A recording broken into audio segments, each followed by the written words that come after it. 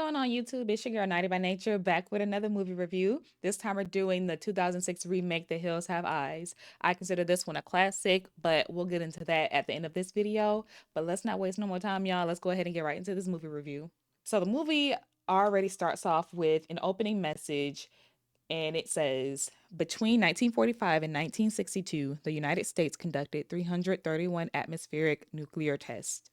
Today, the government still denies the genetic effects caused by the radioactive fallout. So, we got to the next scene, and there's a few scientists out in the Mexico desert, and they have hazmat suits on and gas masks, and it looks like they're looking for like radioactive activity of some sort. And I kid you not, maybe like 15 seconds into this scene, they get approached by some guy, bloody, definitely looks like he's just been attacked. Looks like he's hanging on for dear life, if anything. And a few seconds after that, the first guy gets attacked, then the second guy gets attacked, and before you know it, all three guys are dead by some big guy with an axe. And then it just cuts to them, their dead bodies chained to the back of a pickup truck, and they're getting dragged off into the Mexico desert. So that's the opening scene. That's what we're in for, y'all. And that's not even the tip of the iceberg. This is just the beginning of some crazy that's about to happen. So it cuts to the next frame, and it's basically like a montage video of a few things. It starts off with like some 50s style videos, like Happy Chipper, Danny, and then it gets like cut by some distorted pictures of, I want to say, like babies with cleft lips and missing fingers, missing toes, missing whole hands and feet. Different videos of bombings. I can only guess like maybe specifically the US doing different bombings throughout the years. So basically reference back to the opening message that we just talked about. So I guess it's gonna drive home like, this is the focal point of like what the movie is going to be about. So it cuts to the next scene, and we're now at a gas station in the middle of the desert. In my opinion, it looks run down. It don't look like it's operating at all. I wouldn't stop at this gas station, in my opinion, unless I really needed to. But it does say like, it has this is 200 miles before you can reach the next gas station. So I guess like if it was your last resort to get some gas or something like that, like you had no choice but to go there. But we go into the gas station, the back room, where we are introduced to, I don't even know his name, so I'm just gonna call him One Tooth Willie because he literally probably only has like one or two teeth. So that's what we're gonna call him. But he gets woken up out of his bed because he hears a noise, and he automatically thinks that it's someone that he knows, I guess, because he calls it by name, Ruby. So as he's heading outside, we see this, ran down fence, and it has a sign on it that says US Government Department of Energy. So like again, I think throughout this movie it's just gonna, keep driving home about like the stuff that the US government was doing specifically in this desert. So as he's still walking around, he gets to this, I guess it's a mine, and he yells out like, "Is that you, Jupiter? I got some buckshots for you." So as he's walking back to the gas station, he finds a purse that's been left on his front porch. And at this point now, he's all erratic. He's emotional. He's yelling out like, "I told y'all I'm done. I'm out. Like, I don't want to do this no more. I'm tired, blah, blah, blah, blah." And then we see like a first person POV from a distance, kind of like watching him. So we know someone is out there on top of like seeing the purse like being left on the front porch. So whatever this man is talking about, he's done with. The people that he's telling it to is not having it. So he takes the purse though. He goes inside, goes to his back room, and he's going through the bag. And this looks like this is like something that was stolen from someone else because there's like a bunch of jewelry in there, a camcorder, clearly is not his. And then he finds like this styrofoam to go plate, and it has a bloody ear in there with a bunch of piercings. And at this point we can kind of deduce what's probably going to happen with this movie, but the fact that he was so nonchalant about it, I'm like, okay, you're part of the problem. You are part of the problem. So because he reacted to the bloody ear so nonchalantly, it lets me know like, okay, you are into some weird stuff, and the people that you're yelling at outside that you want to stop and that you're out, they're not willing to let you go. So I don't know what you finna do. Then he puts the bloody ear away, just yeah, puts it to the side. Like I said, he's so nonchalant about it. He's just like, ear, bloody ear, eh. So then he opens up this wallet, and it's a picture of a couple, and if you look closely enough, you can see like the woman in the picture, she has a bunch of ear piercings as well. So, you know, you can put two and two together that that was her ear, her bloody ear that was in that styrofoam box. I would be so upset, like, if you kill me and then you take my ear off. Because, especially if I have all them piercings, like, take something else. But this one is just so cute. So decor. So as he's looking through the bag, we get introduced to the Carter family who's just pulling up in their SUV and they have a trailer attached to it. We have Big Bob, we have Ethel, we have their two kids in the car with them, Bobby and Brenda. And then in the trailer, we have their other daughter, Lynn, and then their son in law, Doug. And then they also have a baby named Catherine. And then they also have two dogs, Beauty and Beast. So, you know, they're basically saying, like, you know, we're headed to California and they just needed to stop and get some gas. And One Two Willie is basically saying, you know, oh, y'all are taking like the long route. And Big Bob was adamant, like, oh, you know, I like taking long routes. I want to, you know, take the scenic route, blah, blah, blah, blah, blah. And he's just like, oh, okay, well, he just brushes it off, right? And then we see someone reach into the back of the car and reach for a red jacket. Well, steal a red jacket. So we cut to Doug and Lynn in the trailer. Doug's trying to fix the AC, and I'll be damned if I'm in a trailer with no AC in the middle of the New Mexico desert because y'all want me to die of a heat stroke, obviously. And it makes it even funnier because Doug is complaining, like, you know, why couldn't we have flown? And he's just like, oh, because they wouldn't let Big Bob fly the plane. So it's kind of like we see little moments where it doesn't seem like Bob and Doug get along quite well. So One Two Fully asks them, you know, where are y'all headed? And they say they're headed to San Diego. And he makes a point like, y'all show is taking like the long route to get there. And they're just basically saying, like, you know, we want to take the scenic route. And from what I can gather from this family, as we'll talk about a little bit later, is that whatever Big Bob says, it goes. So it doesn't seem like the family necessarily was in agreement that they wanted to take this route, let alone even drive the to San Diego. But it seems like that's what Big Bob wanted to do, so that's what they ended up doing, right? And they were like, yeah, you know, we want to take the scenic route. And once Willie is like, ain't nothing out here in the desert. Bobby and Brandon walk off. I guess they're just going to like stretch their legs or whatever. Bobby says he has to use the restroom, so he goes to this outhouse, right? And as he's going to the restroom, he sees somebody peeking through a hole in the house, and he automatically thinks it's his sister Brenda. And me and my brothers play a lot when we were kids, but it was never no shit about just peeking in on them using the bathroom. But hey, that's just me and my siblings. That's me and my household. So back at the car, One Two Fully, Big Bob, and Ethel, they're basically, you know, still talking about this, you know, route that they're taking. And One Two Fully is saying, like, there's only one route to get to where y'all want to go, and it's gonna take much longer than if y'all wouldn't have taken the desert route, right? And then we find out that Big Bob is a retired cop turned private detective, I guess. And then we learn that Doug is also a phone salesman. So then one of the dogs, Beauty, ends up escaping from the car and they go run into the gas station. And Lynn has to go chase up after them. So as Lynn is going to chase them, Bob is giving Doug a hard time. You know, Doug offers to pitch in for the gas. Bob is giving Doug a hard time. Doug is offering to pitch in for the gas, and Bob is making some snarky comment like, I can still afford gas, Bukowski. So Lynn is in a gas station looking for Beauty. And, you know, she ends up in the back room where she finds Beauty. And she happens to like do a little tiny peek with her finger into that bag that was dropped off on the porch earlier. You know, it was just a quick peek. And she grabs Beauty. And as she turns around to walk out the door, One Two Fully is right there. He's just like, is there anything I can help you with? And she was like, no, you know, just, you know, we got lost. I was looking for the dog, blah, blah, blah, blah, blah. I guess he could tell off rip that she was looking through his stuff because he immediately looks at the bag. He can tell that it was messed with of some sort. And I guess he thought in his mind, like, oh, she saw like, you know, some weird stuff that I'm partaking in, right? So I guess now he's pissed off, so pissed off that he goes up to them to the car as they're getting ready to take off, and he tells Big Bob, like, hey, I do know a shorter route that y'all can take that will knock off a couple of hours of y'all's trip. If y'all just drive through this dirt road through the hills, then y'all should be good. Y'all should have a shorter trip. And in my mind, I'll be like, hmm, you were very adamant that there was only one route to get to where we need to go. And now all of a sudden, now you think to tell us about this shorter. Nah, stick to the rivers and lakes that I'm used to. I ain't going through no hills. That would have been a red flag for me. I already wouldn't even feel comfortable driving through the desert, driving through some hills. Mm-mm.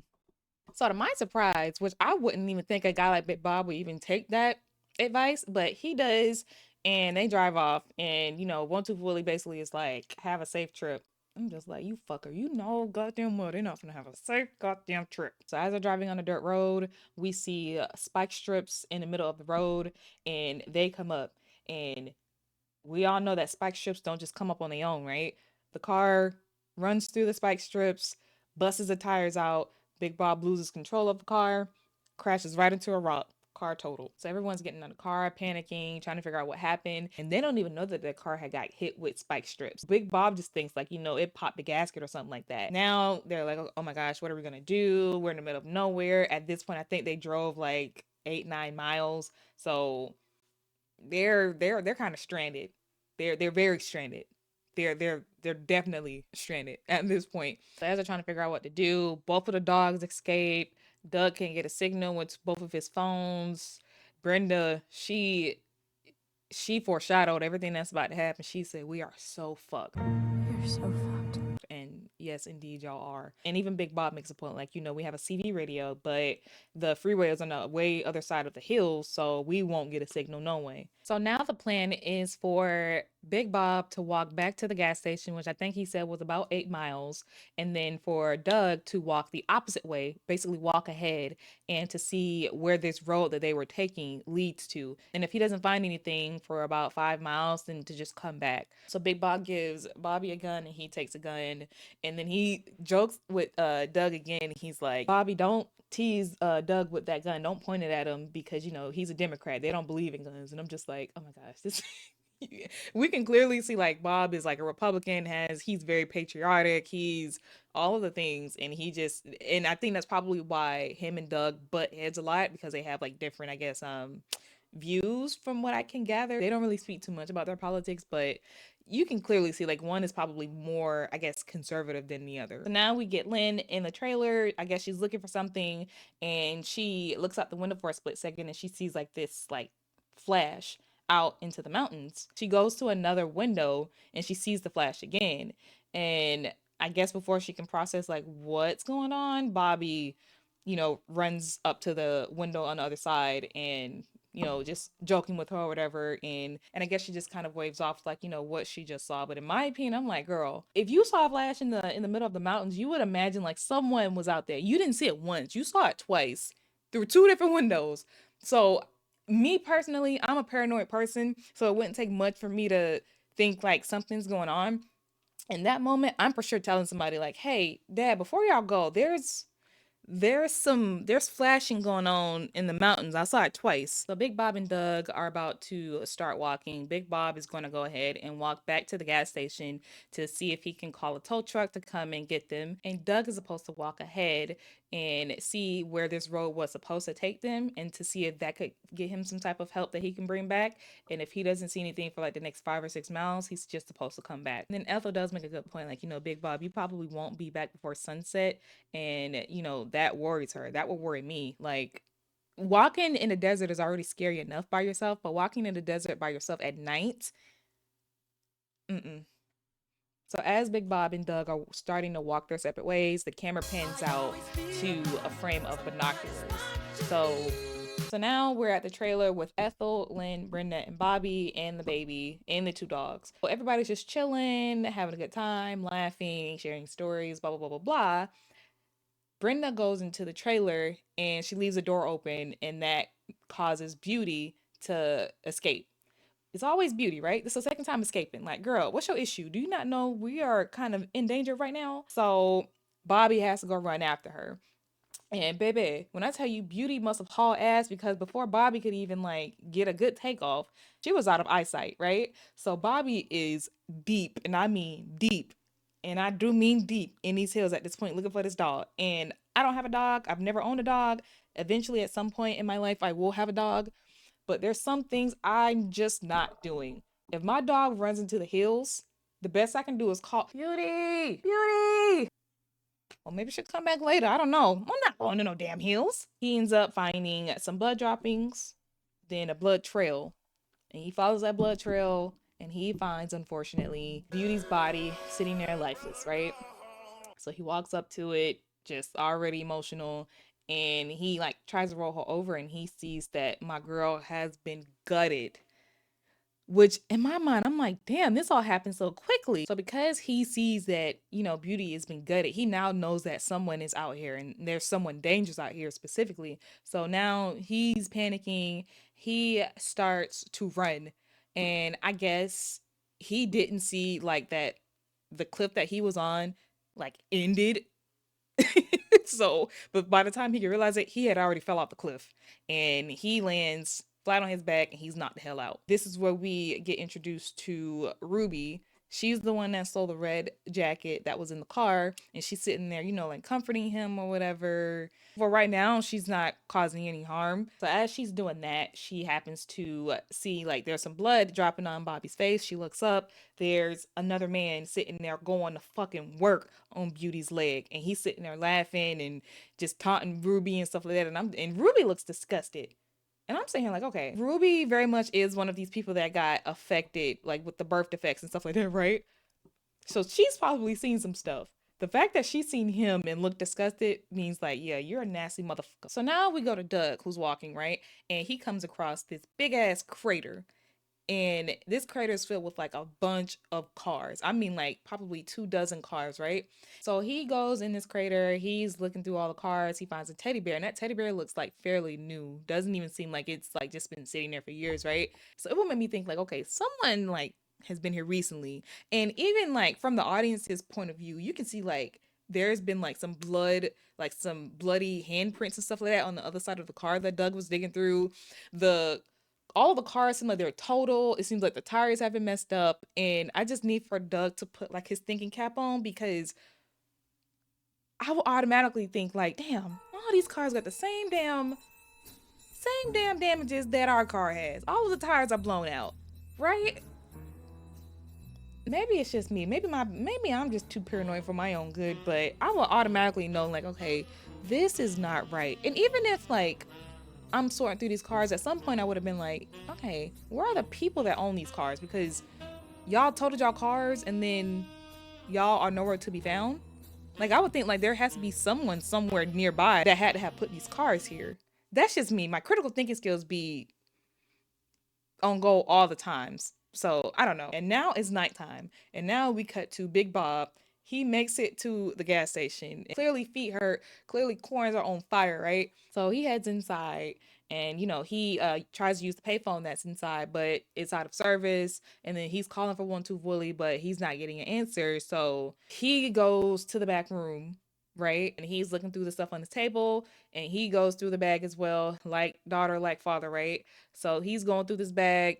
He finds the bloody ear. So that makes him pull out his gun, which I ain't mad at you, because what the fuck is you doing here with the bloody ear, right? Last time I seen you, you had two fully intact ears and you ain't have not Aaron piercing on it. So I know that's not your ear. So I know some freaky stuff is going on here. So he goes through this drawer and he finds all these different like newspaper clippings, and they basically are just, like reiterating about the nuclear bombings and stuff like that. But something new that we see is that before the nuclear bombings happened, there were, I guess, a family that had miners in it, not miners, but people who mine. So they were affected by the bombings because they didn't leave.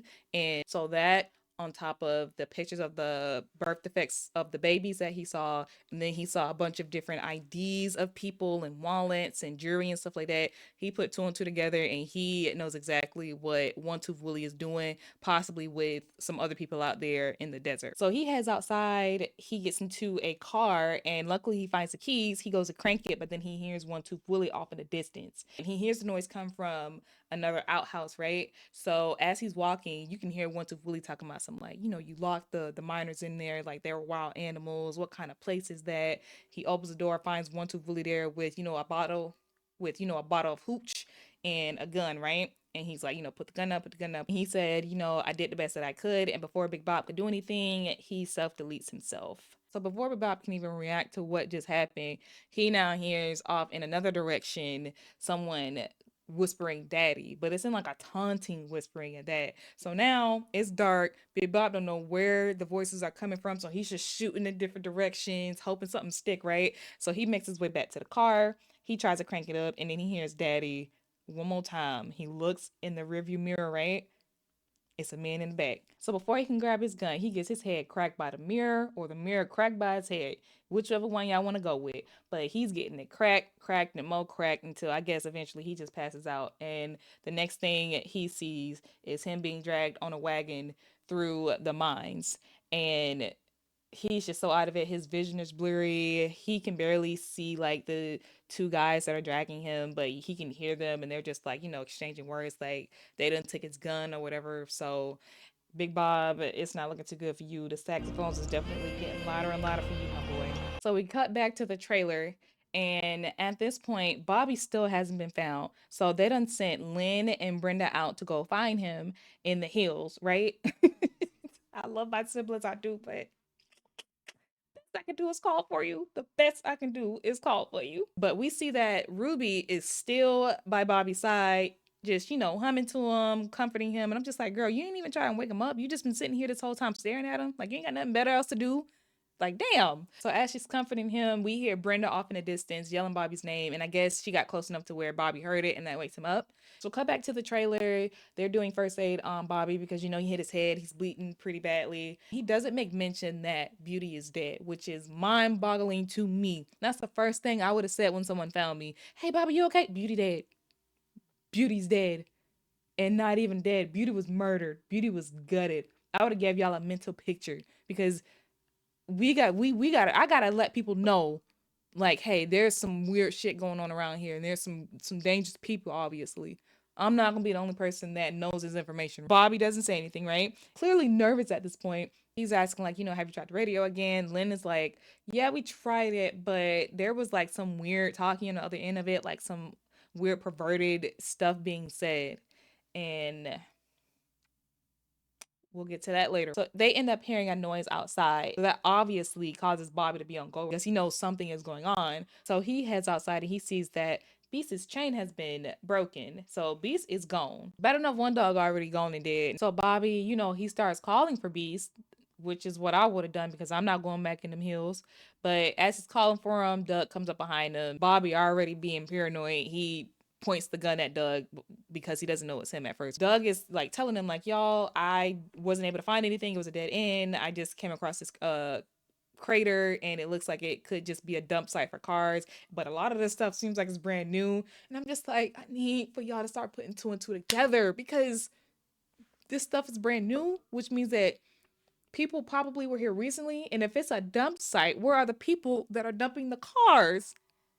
1 plus 1 is not equaling 2 for y'all. The math is not mathing. Even if I was like somebody who wasn't like walking in the desert at all, if I've just been at this trailer the whole time, if I was like a Lynn or Brenda or Ethel, I would have been like, so the stuff is brand new? Like somebody just left it there?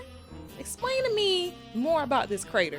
What did you see? You got to paint me a very vivid picture because I would have been too suspicious about this. And in my mind, I would definitely know something is suspicious because One Too Fully was adamant that this road would take us to where we needed to go quicker. So now that we know that this road has a dead end,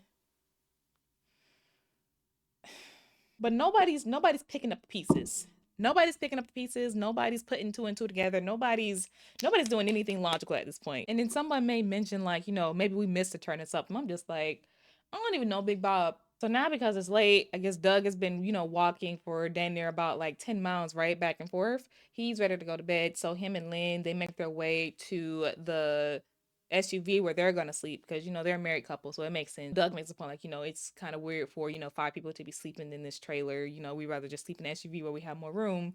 And Bobby is just kind of because Bobby knows what's going on. He's like I'd rather y'all sleep in the trailer. They end up sleeping in the SUV. So Doug notices that Bobby is like very nervous, it seems like, and he kind of assumes like it's about Big Bob not being back yet. He's like, hey, Big Bob is fine, like we don't know Big Bob can take care of himself, but if he's not back by midnight, then we can go and look for him. So some time has passed now and it's around like almost midnight, maybe like 10 minutes before midnight. So Bobby's up waiting for Big Bob. He hears barking.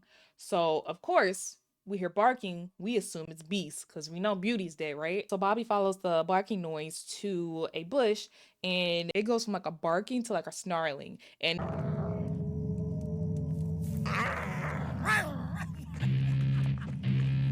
it's like a human that's making this noise. So Bobby freaks out.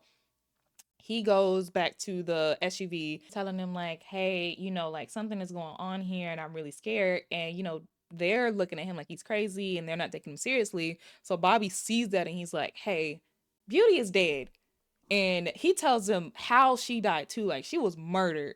And then he said he didn't want to say anything because he didn't want to scare anybody. I'm just like, man, fuck that. If I'm gonna be scared, everybody gonna be scared of this motherfucker. I'm not gonna be the only person in here paranoid. If I'm gonna stay up the whole night, y'all gonna stay up the whole night. Nobody's resting in this motherfucker until Big Bob comes back. But Bobby is like a teenager, so I can't fault him for, his dad told him to protect like the family. So I can't be too mad at him, right?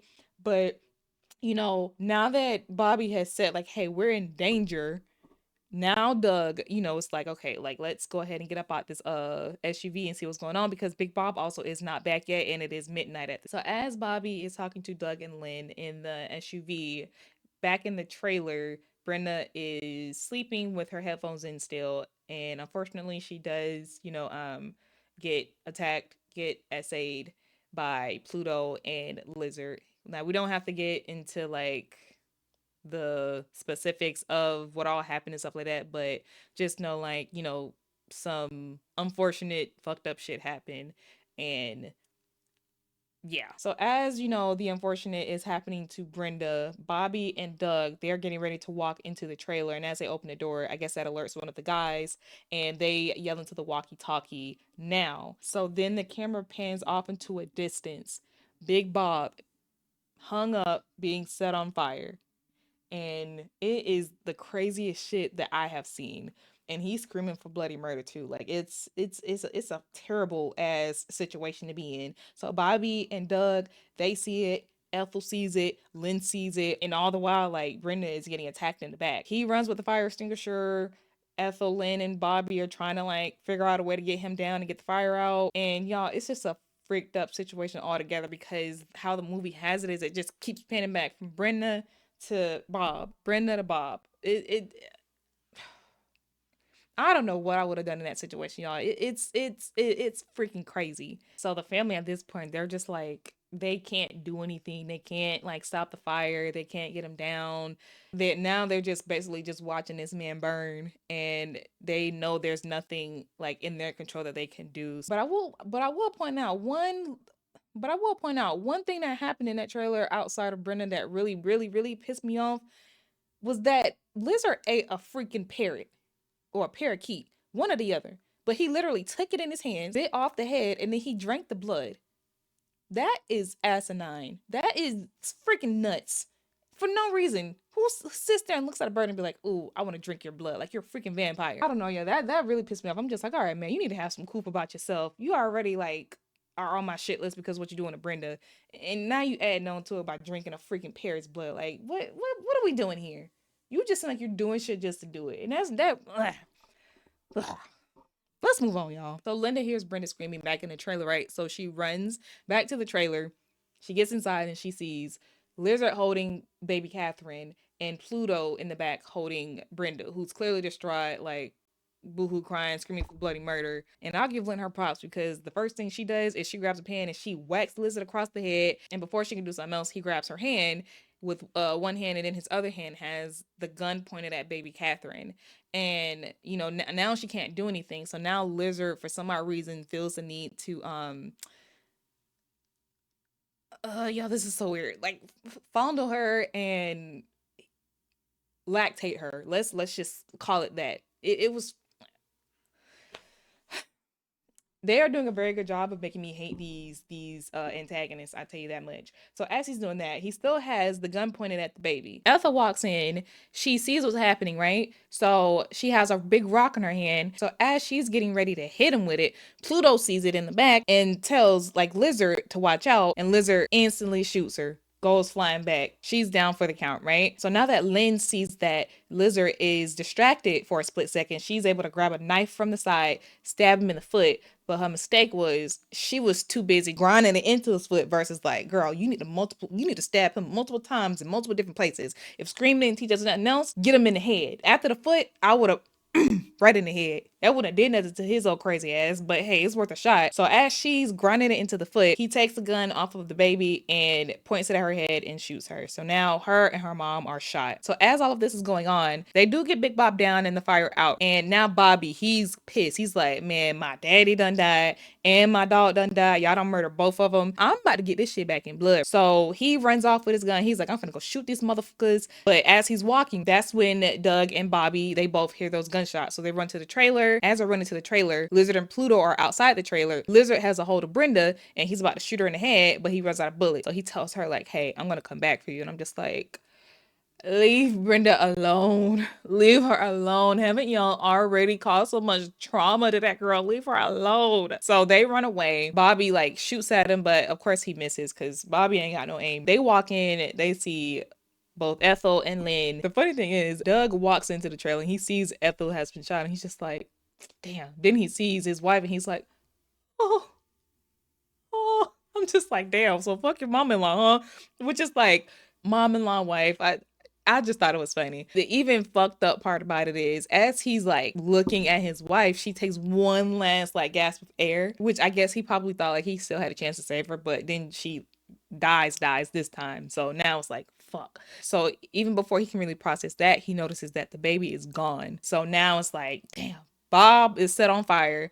My wife and my mom-in-law is shot. The dog is dead. Something didn't happen to our sister. It's like, God damn, this is a lot. So off into a distance away from the trailer, we see the guy that has been looking through the binoculars. It's the one that killed Beauty. And as he's looking in his binoculars at the trailer, he hears like, growling behind him and he turns around and it's fucking Beast. And Beast is pissed. I guess Beast like knows like that you're the one that killed his sister. So Beast is like, yeah, what was all that shit you was talking about when you killed my sister? Beast tore his ass up every way but loose, tore his ass out the frame, whatever you want to call it. Beast did what he needed to do about his motherfucking sister, okay? Back to the trailer, right? Ethel, she's hanging on for dear life. I don't think she has much longer. Lynn's still dead. Brenda is still traumatized. God bless her. And, they're basically trying to make Ethel comfortable because they know, she doesn't have much longer. Eventually, she passes away. RIP to Ethel. I'm sure you were a wonderful woman. So now at this point, Bobby's like, what are we about to do? Like, I'm not gonna sit here and just do nothing. And Doug is like, we need to have a plan. We don't know what's going on. And they get into argument. They're doing back and forth. Pussy, just like my dad said you was, because they done killed your wife. They done took your daughter and you not doing nothing about it. And then that's when Doug, he's like, you need to shut up because look what they did to them. We don't know what these people are capable of, so we need to have a plan. So as they're going back and forth, they hear somebody talking outside, which makes Brenda even more distraught than she already is. God bless her. My goodness, Brenda, I'm so sorry. They turn the lights out. They follow the noise around the trailer and they find that it stops right in front of the door. So Bobby shoots the door. They go outside. They follow the voice and it's coming from a walkie-talkie. And a hand is holding the walkie-talkie. The hand is attached to the arm, but the arm is not attached to a body. So they're listening to the voice coming from the walkie-talkie and it's like, Goggle, like, where's Goggle? So we know that Goggle was the one that was looking at them through the binoculars. So we know that that's the one that Beast attacked. So not only did Beast attack them, Beast bit his motherfucking arm off. Beast said, yeah, I did what y'all couldn't have done. And I bought this shit back as a souvenir. So at this point, the walkie-talkie is like, where's Goggle? I told you to kill them all. And then Doug is like, give me back my baby. Why are you doing this to me? And now they're just taunting him. They put baby Catherine on the other end and she's crying. So it confirms that, they have the baby.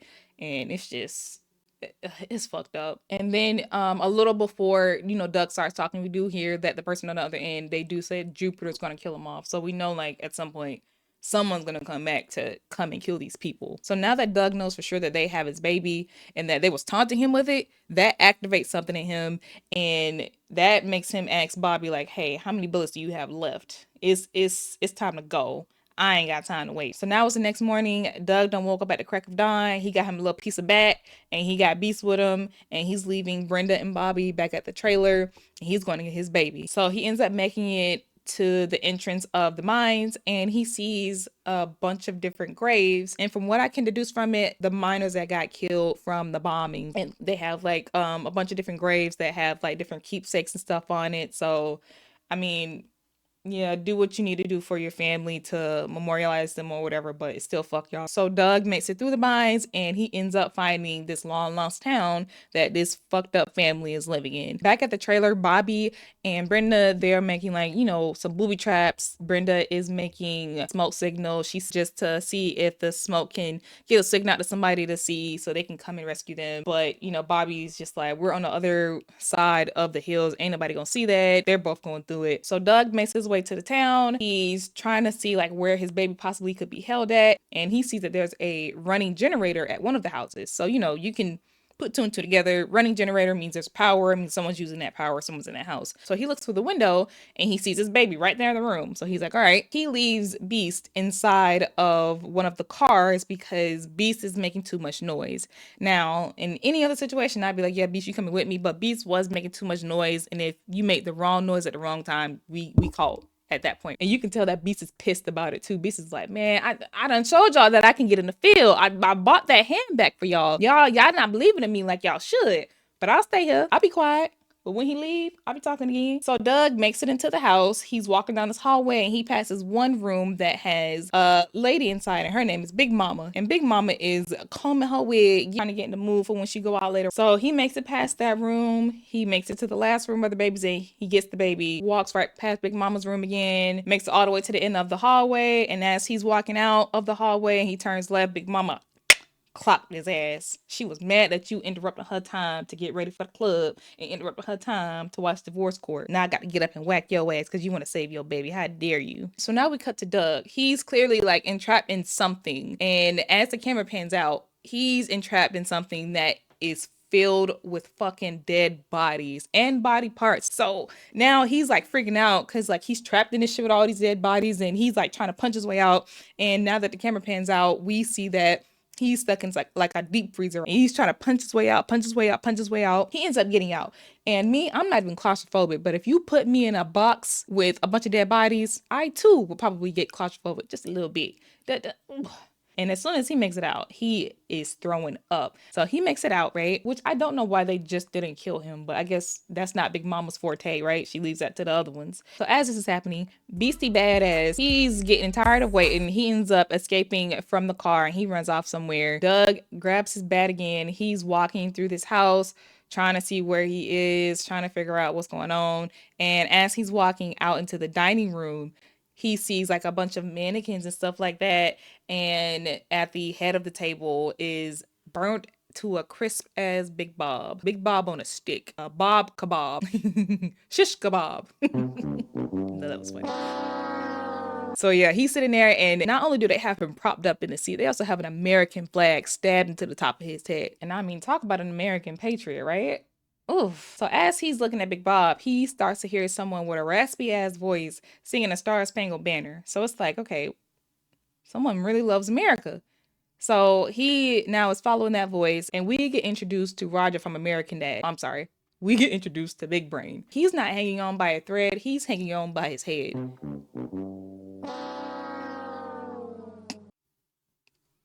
Let's move on. So Doug is like, man, fuck all that. Where is my daughter? And he's like, I don't know. I never leave this place. And he basically goes on this whole spiel about like, you know, your people ask our families to leave our homes and stuff like that. And then you turn us into ashes and you destroyed us and you turned us into what we became. Then he just like starts laughing and Doug's like, what you laughing at? And then he's like, it's breakfast time. And bitch, before you know it, Sloth from the Goonies, I mean Pluto, runs through the door with an axe and gets to attacking Doug. Doug skedaddles and he's running his ass all through that damn house. Pluto not too far behind him. And as he's about to get a hit on Doug, guess who comes through? Beastie Badass.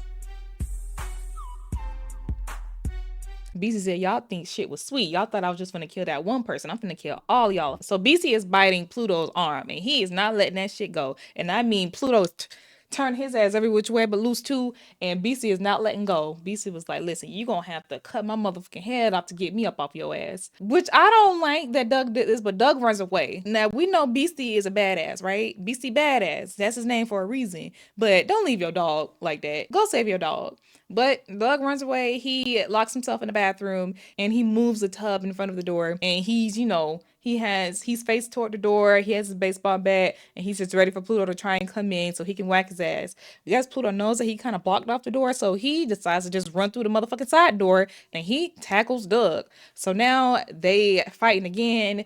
Doug is getting his ass whipped, and I do mean whipped. Doug does get a moment where he is able to, I guess the bat broke at some point, so he's able to stab Pluto into the stomach. Pluto's looking at that shit like, I eat this shit for motherfucking breakfast. I eat nails for breakfast without any milk. What the fuck you talk about? So he pulls the bat out and he's going to work on Doug again. I mean, turning his ass every which way but loose. Doug is getting fucked up at this point. I don't even know how he's still up and breathing. So after he pulls the bat out of his stomach, he knocks Doug down, knock him down some more, knock him down some more. Doug is able to kind of escape a little bit. He crawls under a table. Table gets lifted. Doug's hand is flat on the floor and Pluto takes an axe, chops off two of his fingers. I don't know how much more Doug can go through this. This is getting like unbearable to watch at this point. So now Doug is like two fingers lost. His ass, he probably can't even see straight no more. So now they're at a standstill. Pluto's standing over him and he's basically taunting him, like laughing at him. Doug is like, please don't kill me, please don't kill me, please don't kill me. And then I guess he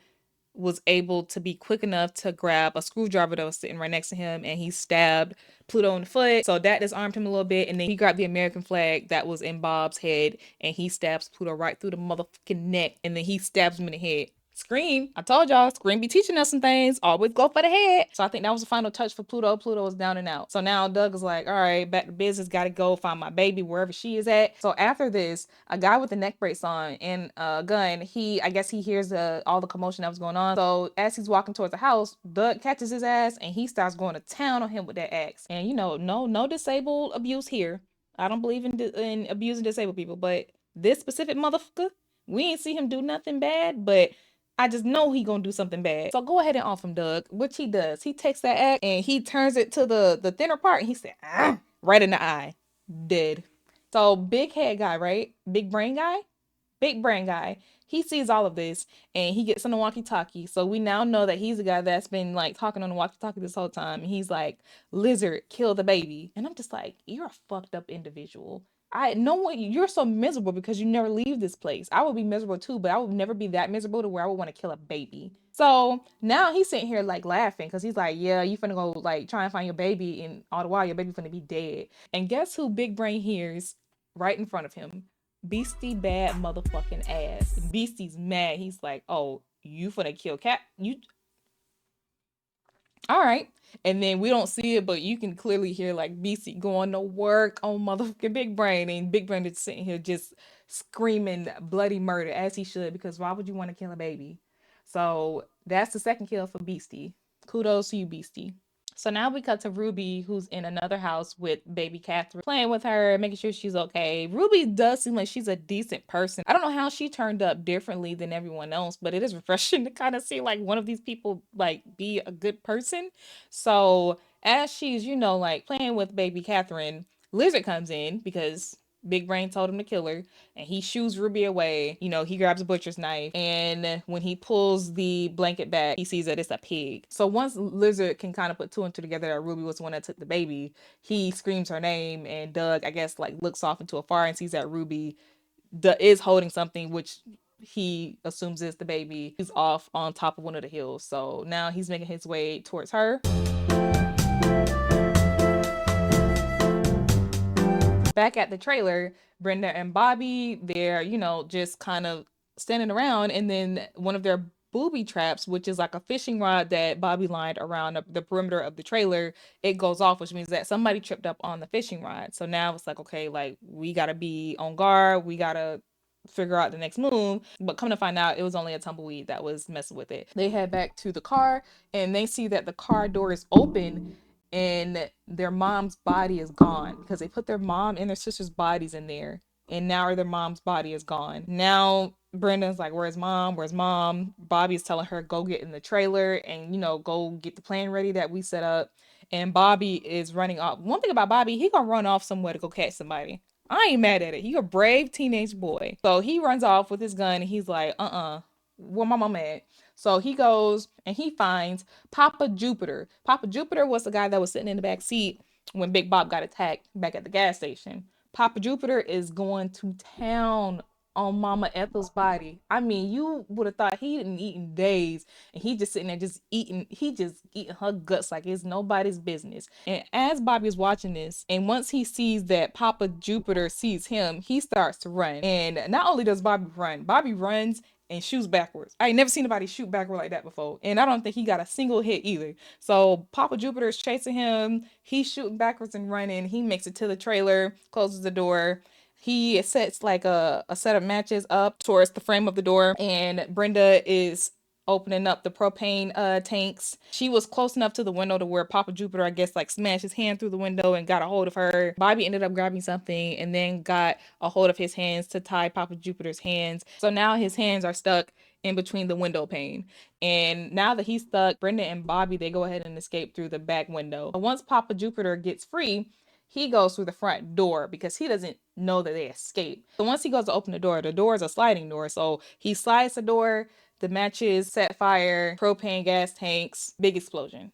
So going back to Doug in the hills, he catches up to Ruby and he has her at gunpoint. He doesn't know like that Ruby is like not one of these people. So he has a gun pointed at her, but instantly she's just like hands him the baby back, and he's just looking at the baby, making sure she's okay. Lizard, old ugly ass, jump his ass down from one of them rocks, and he starts attacking Doug. And Ruby ends up getting a hold of the baby again. So Lizard and Doug, they're going back and forth. Lizard is tearing Doug ass up. Doug don't stand a chance. Doug is getting hit with a magazine of bullets. It's just like, oh my goodness, like I really feel for Doug. He just keep getting his ass beat. He's getting his head banged in like really good. Like he got his head banged in at least like 5 times. I'm just like, there's no way this man should still be conscious at this point. Ruby runs away again with the baby. Lizard sees this. He goes after her and leaves Doug because, he probably thinks that he's good as dead. Somehow Doug and his 8 fingers get his ass back up. I don't believe that anybody could sustain what he's been through and still be able to get up and fight still. But hey, he does it. He gets up and he catches up with Lizard, who caught up with Ruby, and he whacks Lizard with the gun, whacks him a few times, and then it shoots him 3 times. That should have done it to a normal person, but like to these type of motherfuckers, you probably gotta shoot them in the head like at least 10 times. Ruby hands the baby back to Doug. Doug's back is turned towards the back of the cliff. Ruby is in front of him and Lizard's body is behind him. So as Ruby and Doug are standing there, just looking at the baby or whatever, Lizard stands his ass back up with the gun, trying to shoot Doug. Ruby makes the ultimate sacrifice and she pushes herself and Lizard off of the cliff, and they both fall to their death. Now they're dead. RIP to Ruby. Ruby, girl, I want to say you're a good person. I didn't see you do no bad stuff, so thank you for the sacrifice. And maybe RIP to you. The worst thing I've seen you do is steal a jacket. But again, I say thank you for the sacrifice, girl.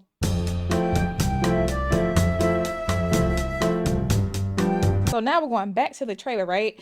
Brenda and Bobby, they walk towards the trailer again just to see like what all the damages were. And guess what? They find Papa Jupiter ass still fucking alive. Still sitting there like kind of laughing a little bit. I'm like, oh, you think shit is sweet. You think shit is still fucking funny, right? So Brenda, which like she deserves this kill. She deserves this. Brenda runs and screams at that, takes the axe and right to the motherfucking head.